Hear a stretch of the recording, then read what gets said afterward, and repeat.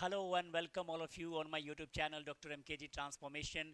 Class 12th के board exam के लिए सबसे इंपॉर्टेंट क्वेश्चन में से एक क्रोमोजोमल डिसऑर्डर के बारे में आज बात होगी।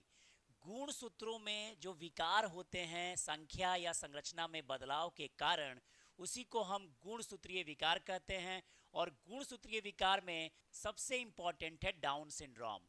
कहते हैं कि यह गुणसूत्र से संबंधित विकार होता है और इस विकार में 21वें जोड़े गुणसूत्र पर ट्राइसोमी विकसित हो जाती है, अर्थात क्रोमोजोम की संख्या 21वें पे बढ़ जाती है और कुल क्रोमोजोम की संख्या बढ़ के हो जाती है 47।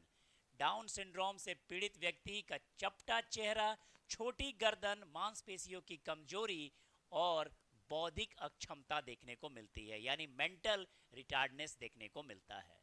अगर हम दूसरे क्रोमोजोमल डिसऑर्डर की बात करें तो वो है टर्नर सिंड्रोम, और ये भी एक गुणसूत्र से संबंधित विकार है जहां मोनोसोमी हो जाता है। मोनोसोमी का मतलब हुआ 2n-1 हो जाता है और इसे हम प्रदर्शित करते हैं 44 ऑटोजोम और x0 के रूप में। टोटल नंबर ऑफ क्रोमोजोम घट के 45 हो जाता है और ऐसी महिला स्टेराइल होती है, इनफर्टाइल होती है, छोटे कद की होती है। एक बहुत ही गंभीर जेनेटिक डिसऑर्डर है। अगर हम तीसरे इंपॉर्टेंट क्रोमोजोमल डिसऑर्डर की बात करें तो वो है क्लाइनफेल्टर सिंड्रोम। ये भी गुणसूत्र से संबंधित विकार है जहां पे ऑटोजोम के साथ एक एक्स्ट्रा एक्स क्रोमोजोम आ जाता है, यानी ये एक प्रकार का ट्राइसोमिक कंडीशन है। गुणसूत्र की संख्या एक बढ़ जाती है और टोटल नंबर ऑफ क्रोमोजोम 47 हो जाता है।